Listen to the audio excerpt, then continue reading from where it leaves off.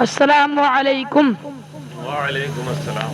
نحمده ونستعینه ونستغفره ونؤمن به ونتوکل علیه ونعوذ باللہ من شرور انفسنا ومن سیئات اعمالنا من يهده الله فلا مضل له ومن يضلله فلا هادي له وأشهد أن لا إله إلا الله وحده لا شريك له وأشهد أن محمدا عبده ورسوله. قال الله تبارك وتعالى في كتابه العظيم وخطابه القديم. أما بعد فأعوذ بالله من الشيطان الرجيم. بسم اللہ الرحمن الرحیم. انک لعلی خلق عظیم.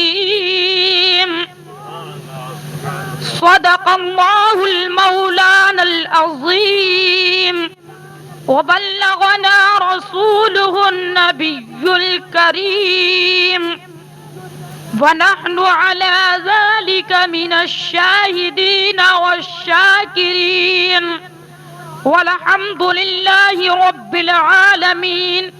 حضرات گرامی، ایک بار درود پاک پڑھ لیجیے. اللہم صلی علی سیدنا و مولانا محمد مبارک وسلم. صلو علیہ صلاۃ و سلاما علیک یا رسول اللہ.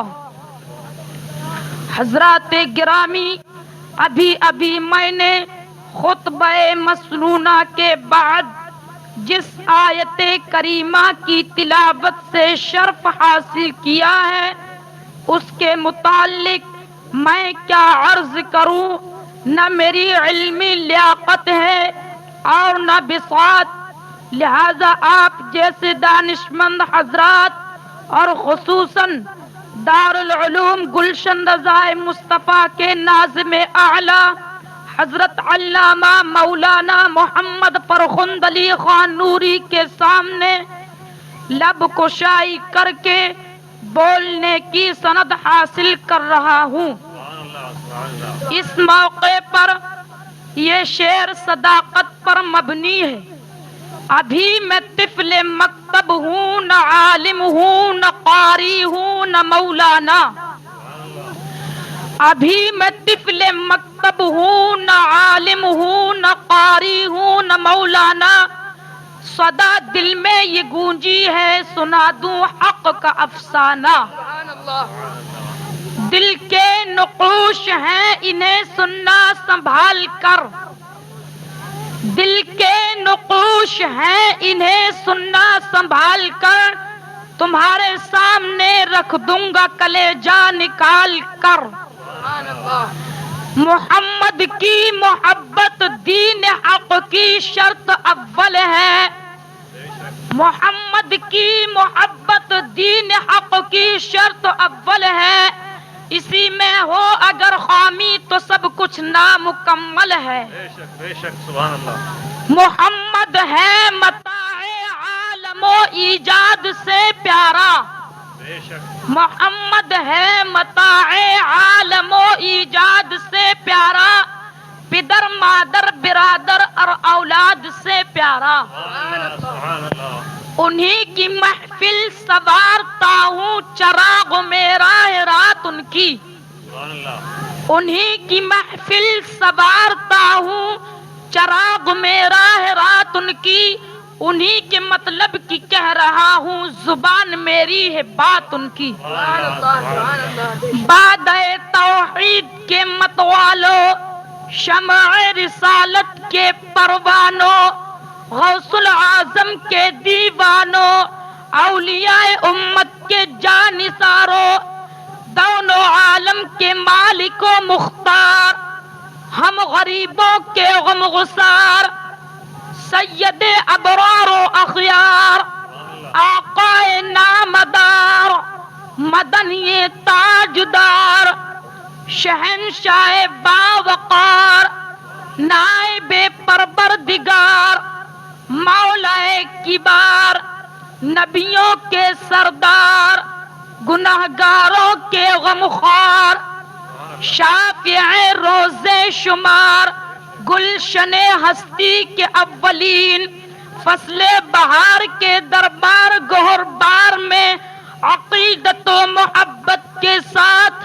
درود و سلام کا ہدیہ نچھاور کرنے کی سعادت حاصل کریں اور جھوم جھوم کر پڑھیں اللہم صلی علی سیدنا و شفیعنا و مولانا محمد و بارک وسلم صلو علیہ صلاۃ و سلام علیک یا رسول اللہ۔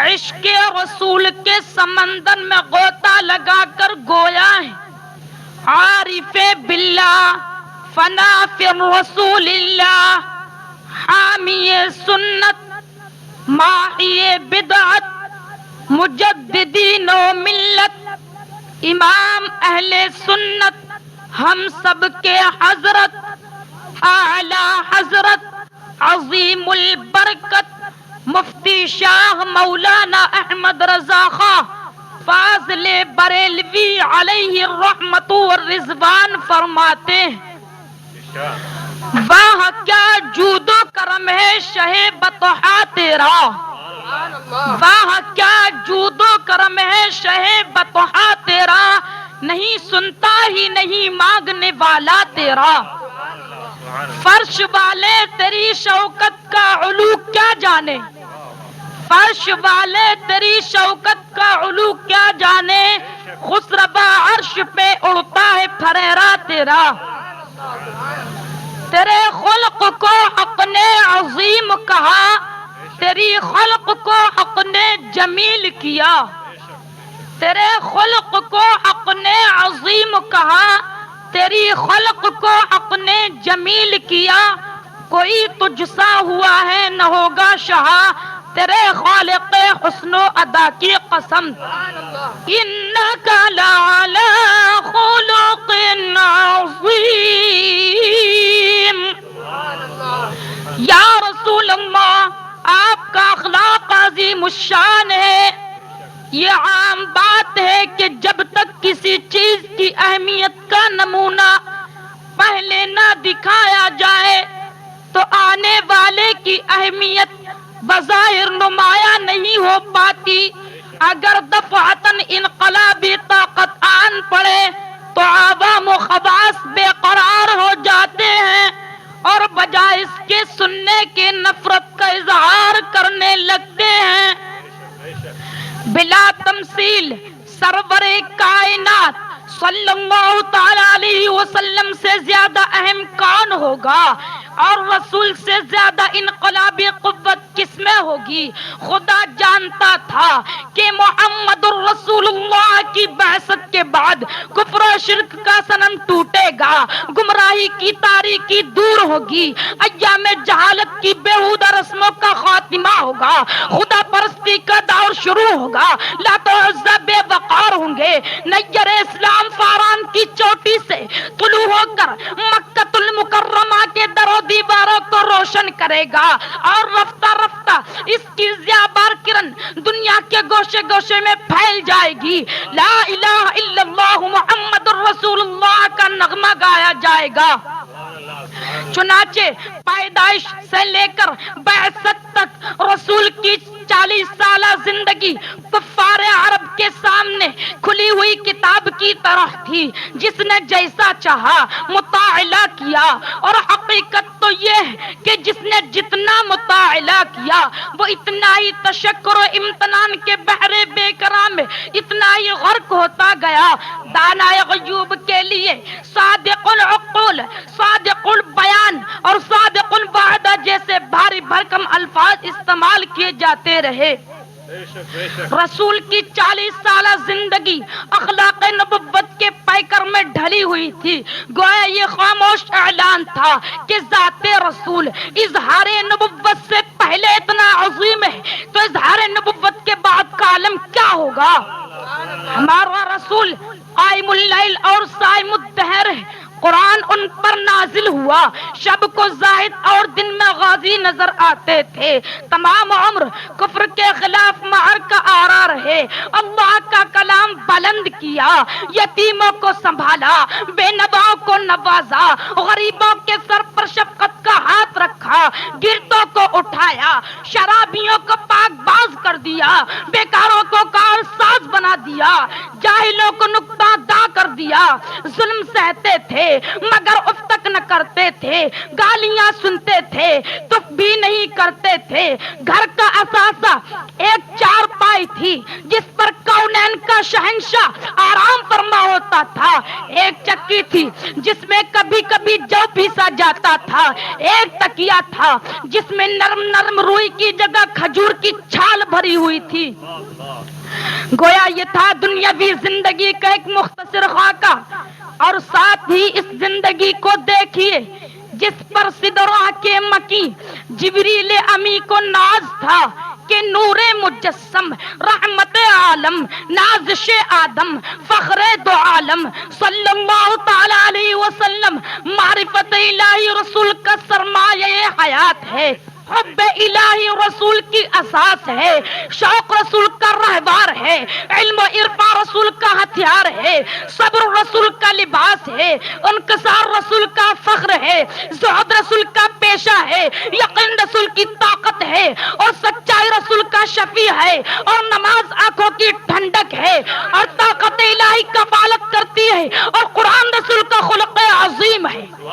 انک لعلی خلق عظیم، یا رسول اللہ آپ کا اخلاق عظیم الشان ہے، ہزاروں جبریل الجھے ہوئے ہیں گرد منزل میں، ہزاروں جبریل الجھے ہوئے ہیں گرد منزل میں، نہ جانے کس قدر اونچا ہے کاشانہ محمد کا۔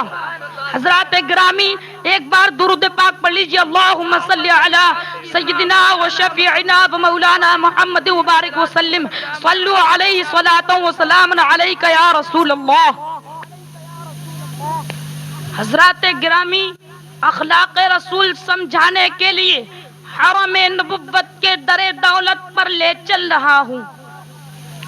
مومنوں کی روحانی ماں ام المؤمنین حضرت عائشہ صدیقہ رضی اللہ تعالی عنہا سے پوچھا جاتا ہے، یا ام المؤمنین سلطان کونین سرور دارین کا اخلاق بیان کیا جائے تو ام المؤمنین فرماتی ہیں، کان خلقہ القرآن۔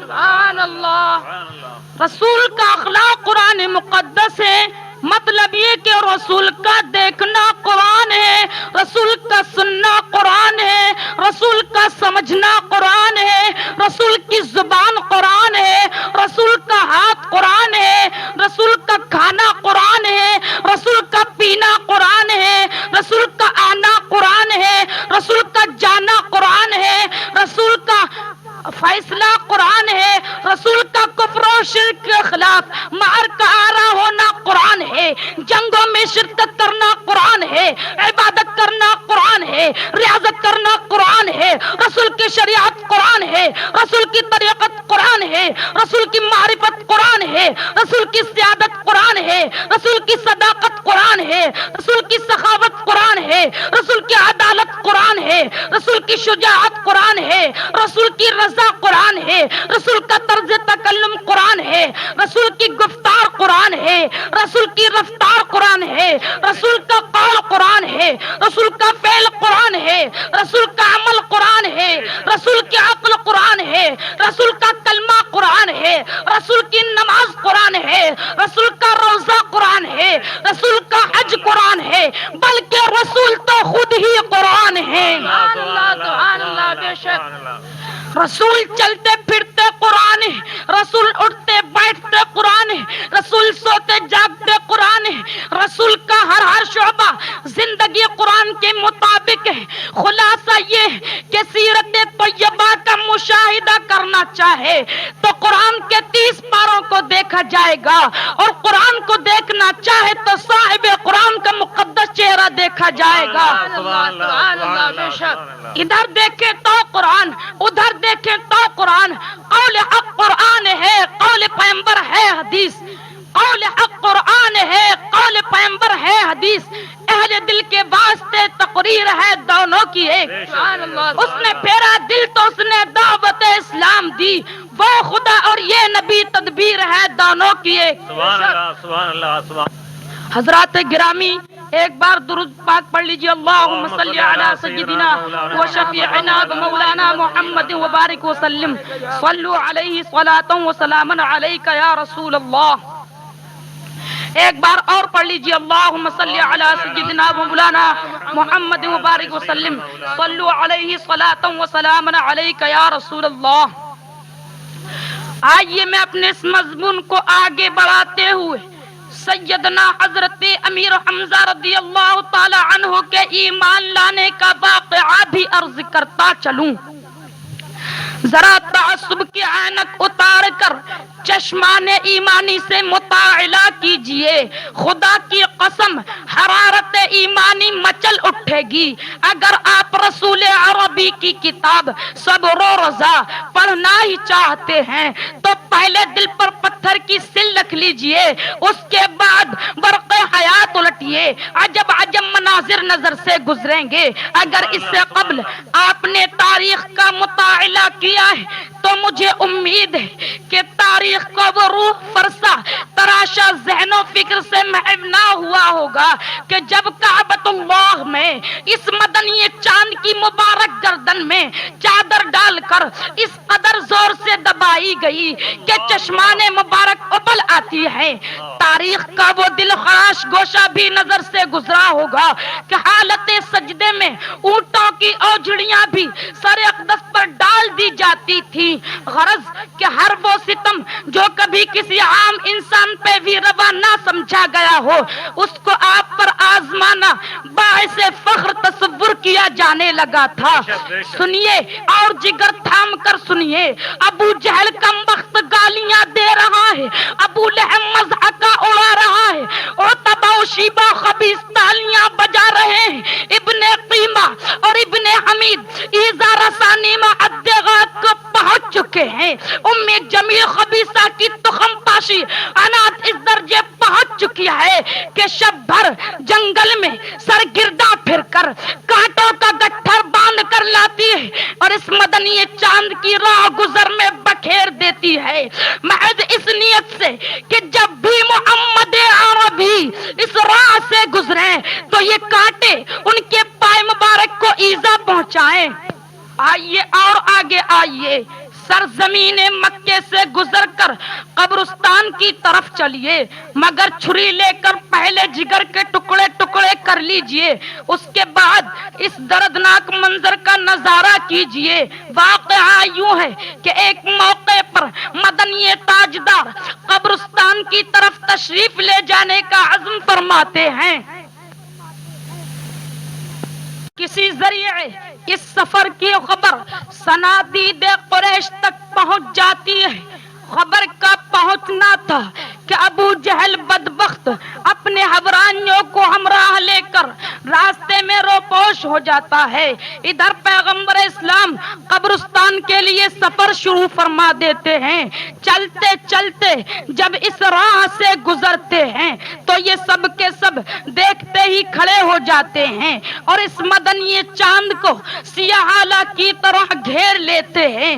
گالیاں دے دے کر انتہائی سخت و سست بکنے لگتے ہیں, لیکن آپ ہیں کہ مجسم و رحم و کرم بن کر قرآنی تعلیم کے مطابق ارشاد فرماتے ہیں اذا خاطبهم الجاہلون قالوا سلاما. سبحان اللہ. خاموشی اختیار فرماتے ہوئے گزر جاتے ہیں اور انہیں سوائے سکوت کے کوئی جواب نہ دیتے ہوئے ملول و ہزی ہو کر قبرستان میں جا کر بیٹھ جاتے ہیں. لیکن ادھر ان ظالموں کی آتش شرارت اب بھی خاموش نہ رہ سکی. شقاوت قلبی پھر جوش مارتی ہے اور ابو جہل خبیث اپنے عورانیوں کو ہمراہ لے کر یہاں بھی آ جاتا ہے. آتے ہی اقبال قبیحہ رذیلہ بکنے لگتا ہے. ہمراہ آنے والے خبثہ پتھر برسانے لگتے ہیں. ہر چال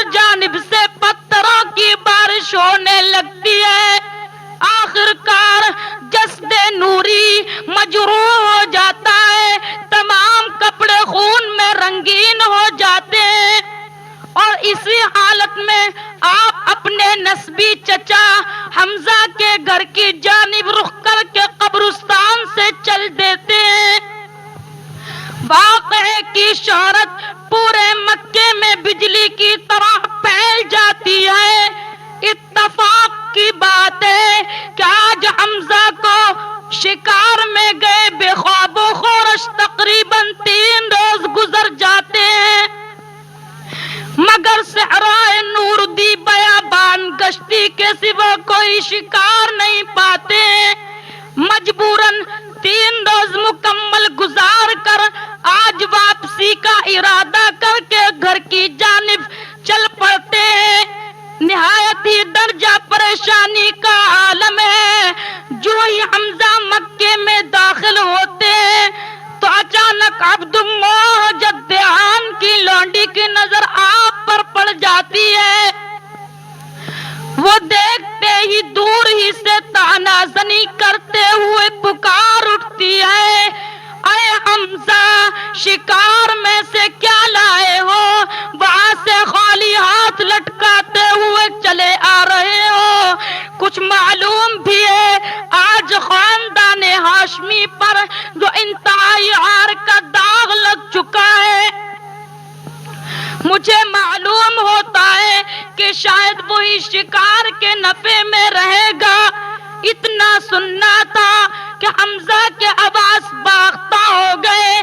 ذہن و دماغ پر حیرت و استعجاب کی ایک لہر سی دوڑ گئی اور نہایت ہی متحیرانہ انداز میں دریافت کرنے لگے کیا ہوا۔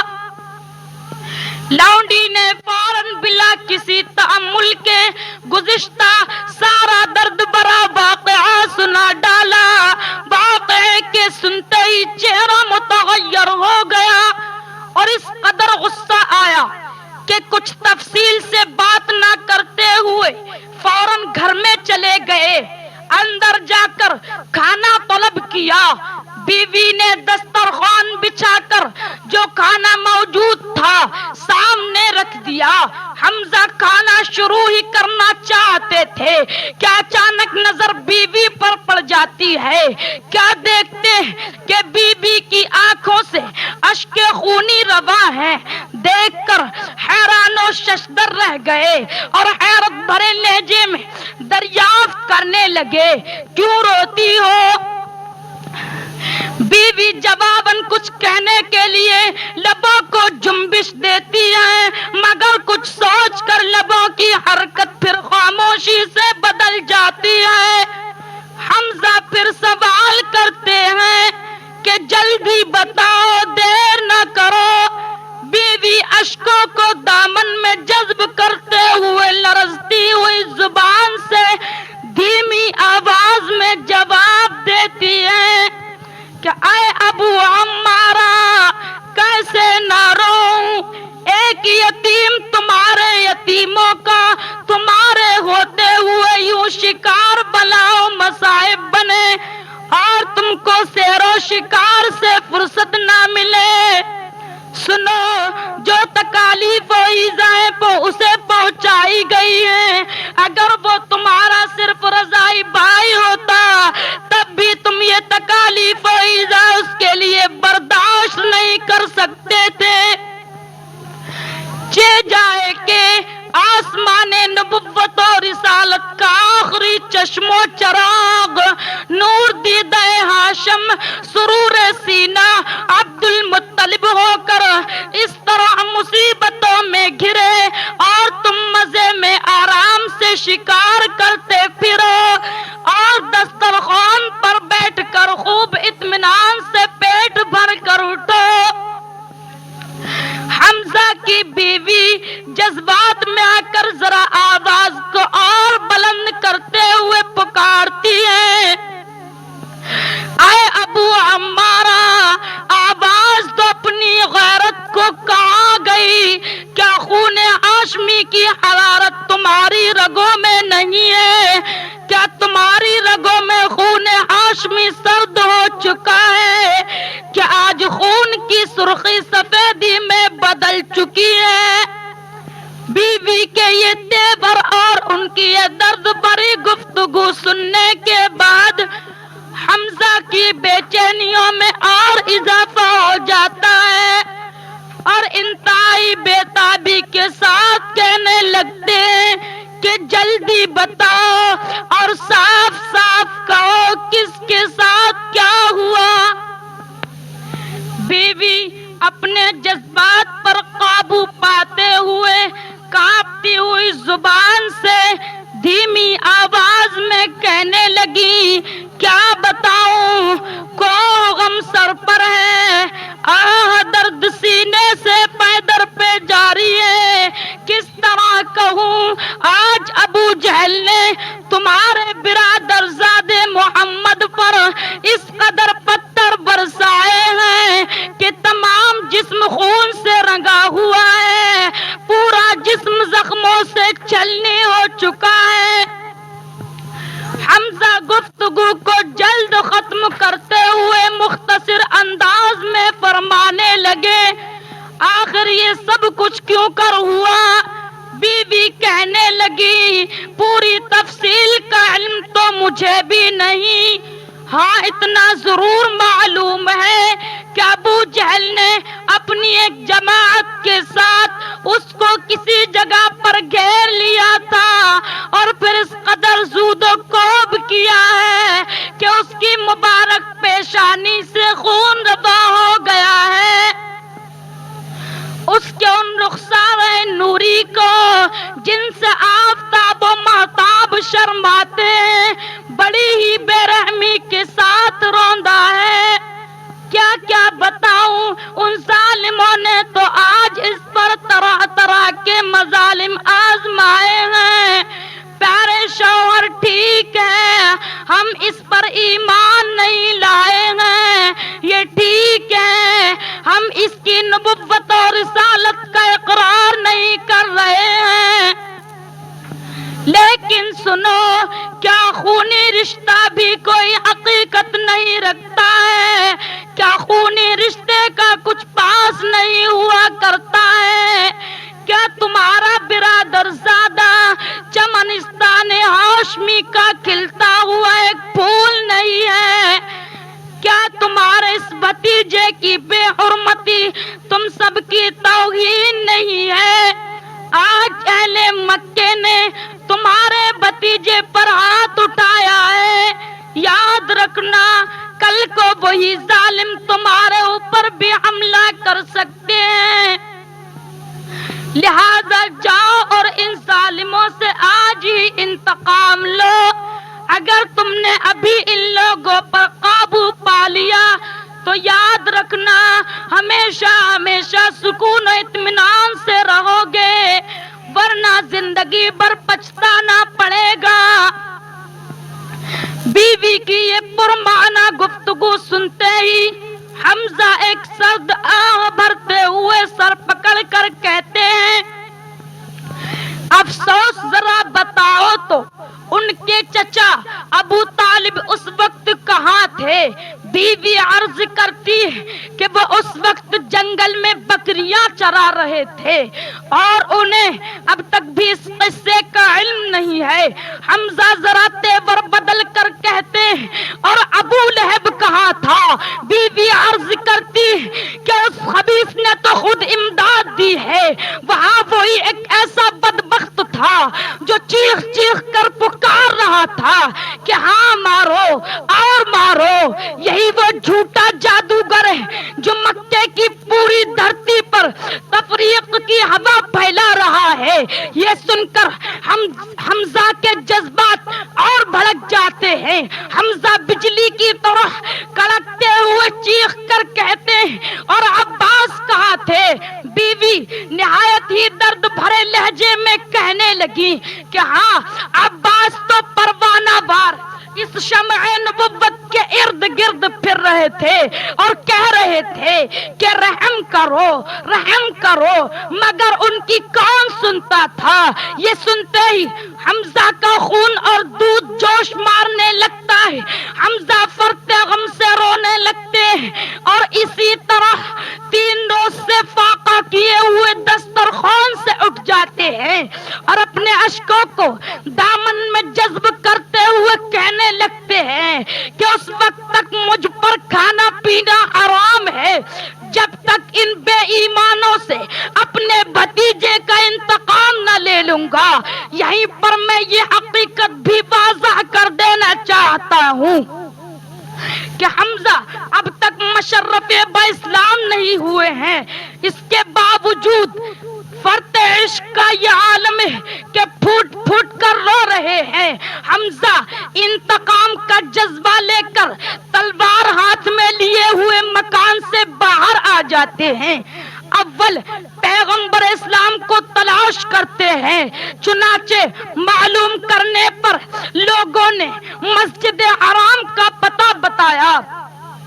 آپ وہیں سے دیوانہ وار مسجد حرام میں آ جاتے ہیں۔ آ کر دیکھتے ہیں کہ آقا خانہ کعبے کے آگے سر جھکا رونق افروز ہیں۔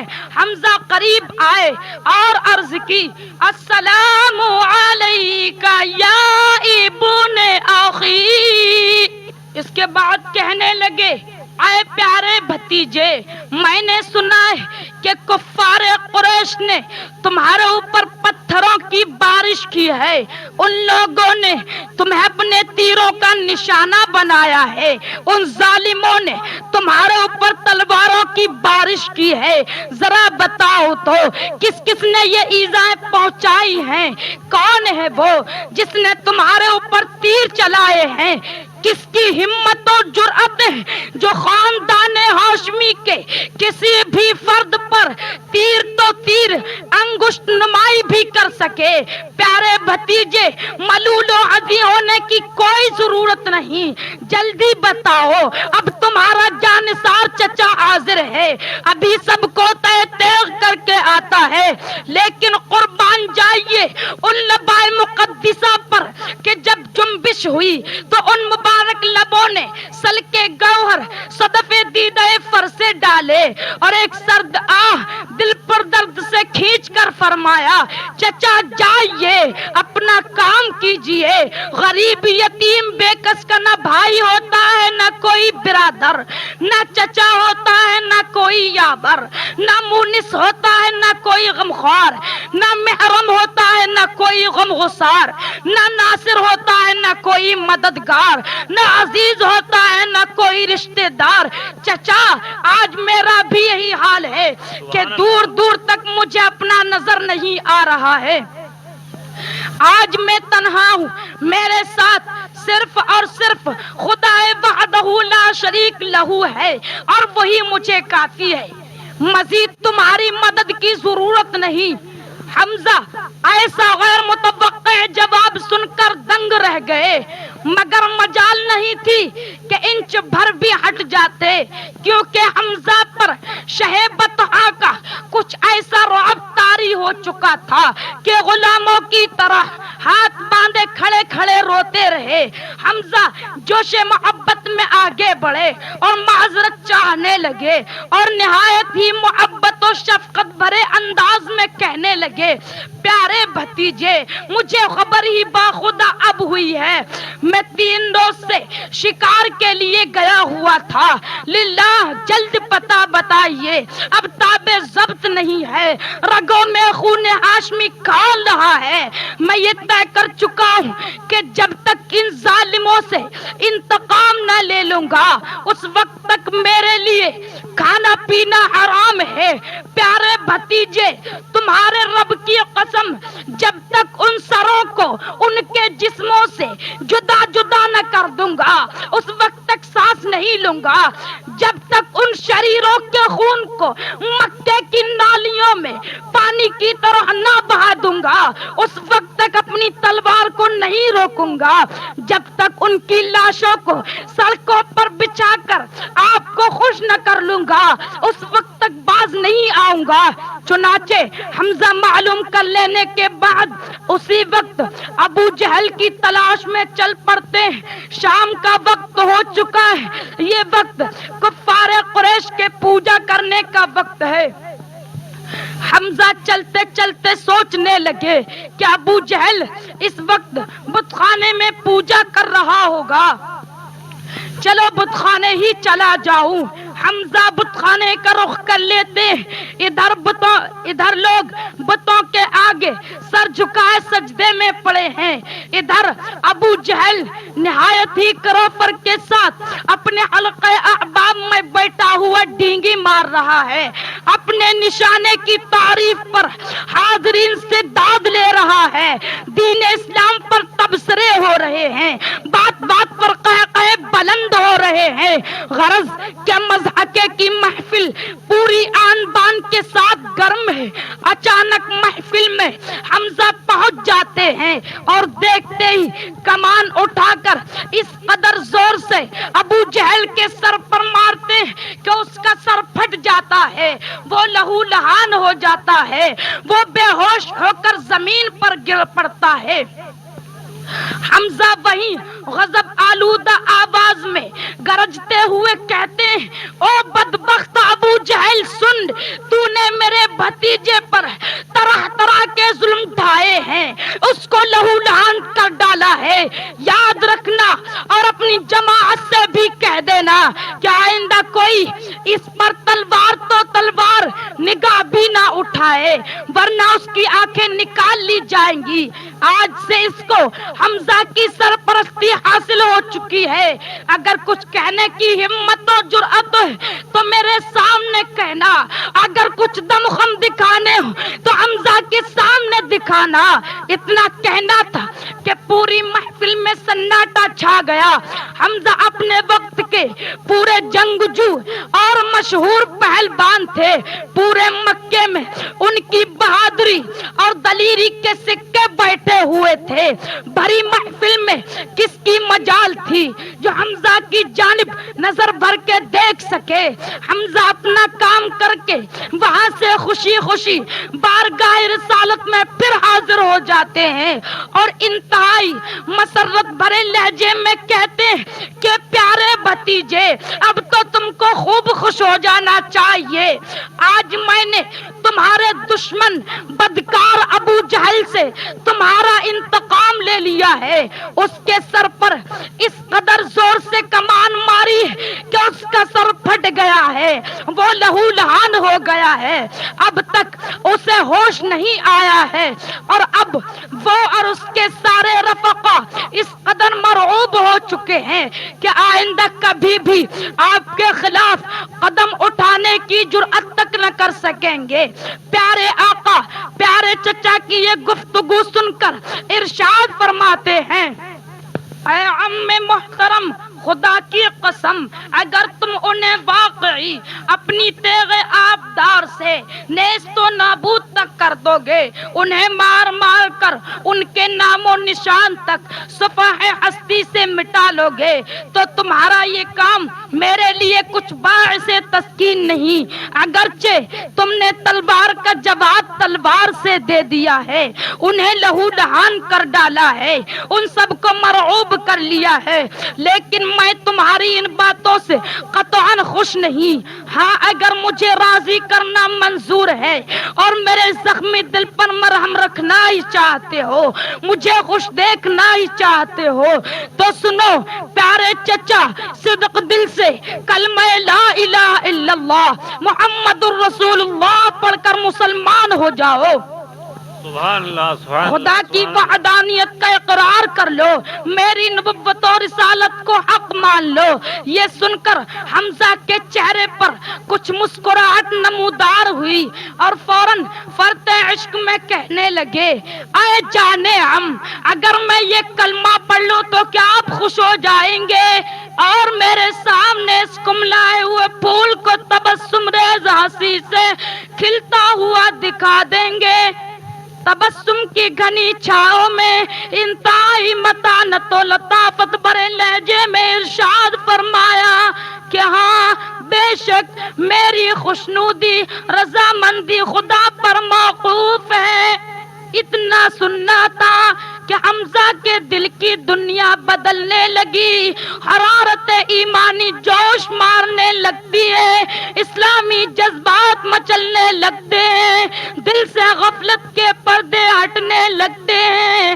آخر کار حمزہ یہ سوچنے پر مجبور ہو جاتے ہیں کہ یقیناً یقیناً یہ کوئی اللہ کا سچا نبی ہی ہو سکتا ہے، یقیناً یہ کوئی اللہ ہی کی جانب سے بھیجا ہوا سچا رسول ہی ہو سکتا ہے۔ بے شک بے شک بے شک۔ کیوں؟ اس لیے کہ لوگ تلواریں چلا رہے ہیں اور یہ معاف کر رہا ہے، لوگ تیر برسا رہے ہیں اور یہ دعائیں دے رہا ہے، لوگ اس پر لید و گوبر ڈال رہے ہیں اور یہ درگزر فرما رہا ہے، لوگ عین حالت سجدے میں اس کی شانوں پر اونٹوں کی اوجھڑیاں ڈال رہے ہیں، مگر اس کے باوجود یہ پھر بھی دعائے ہدایت فرما رہا ہے، لوگ اس کی راہوں میں کانٹے بچھا رہے ہیں مگر یہ پھر بھی ان کی راہوں میں پھولوں کی ڈالیاں نچھاور کر رہا ہے۔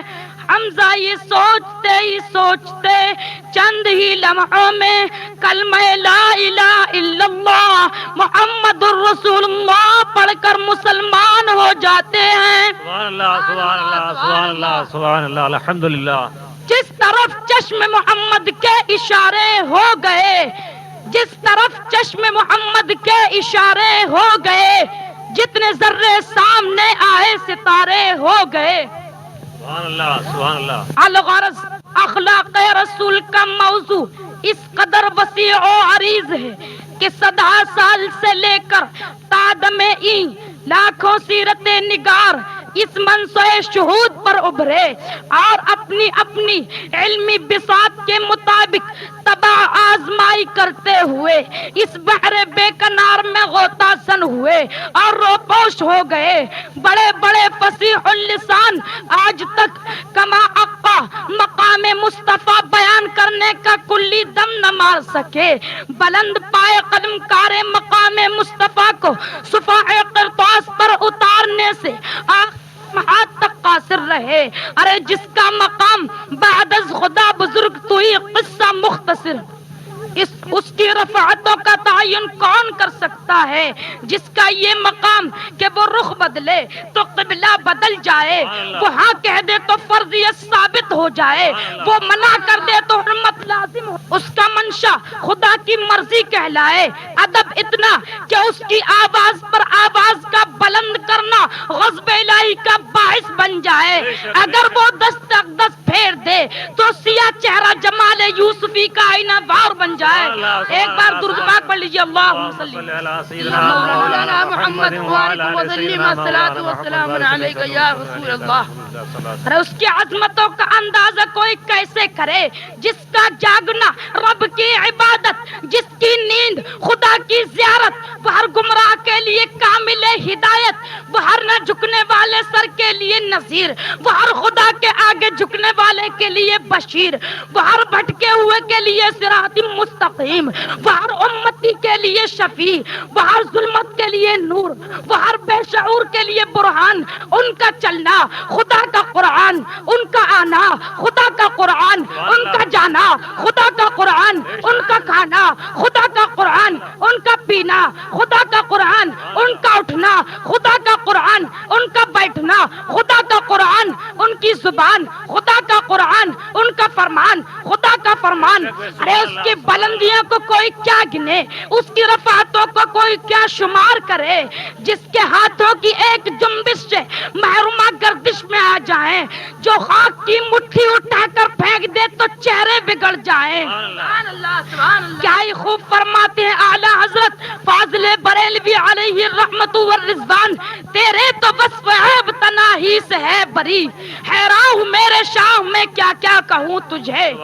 فرشتے محو حیرت ہیں کہ وہ رسول جو کبھی طائف کی وادی میں مظلومیت سے پتھر کھاتے ہوئے نظر آتے ہیں تو کبھی جبل احد کی گھاٹیوں میں اپنے نورانی چہرے سے لہو صاف کرتے ہوئے نظر آتے ہیں۔